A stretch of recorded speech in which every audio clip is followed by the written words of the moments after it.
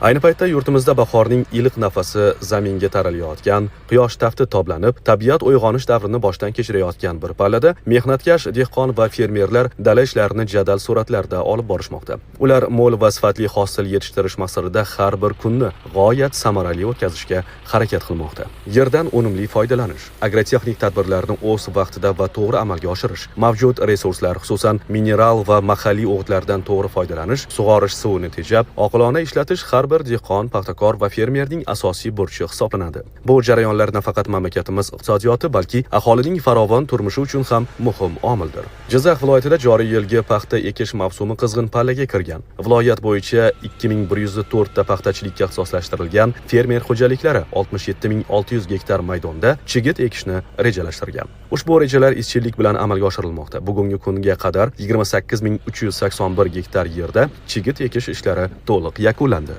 Benim fermerligimda jami umumiy maydon 67 gektar yerim bo'libdi. O'shandan 32 gektari g'alla, qolgan 35 gektari paxta. Shuning uchun mana paxtani Sulton novini ekyapmiz. 76 sxemada ekyapmiz. 76 sxemada yaxshi chigitlarimiz hammasi super elita novlar, atborli novlar. Yaxshi, xudo xolasa mana shu 2025-yil paxtasini dehqonchilikda boshladik. Buni pnevmatika selkalarda kvadrat uyalab ekish sxemasida ekyapmiz. Xudo xolasa 40-45 sm g'alla paxta olamiz degan niyatimiz bor. Chigit ekish 18 tadan 23 tagacha o'zim nazorat qilib, har borib kelganda ligirovkasi buzilib ketmasligi uchun o'zim nazorat qilib sanab turibman. Tez buziliblar. Mana hozir yigitlar ham shuni bartaraf qilyapti. 18-23 atrofda chiqib ekyapti. 23 tadan 18 tadan chiqyapti. Ekyapmiz, xudo xolasa, yaxshi, yomon emas.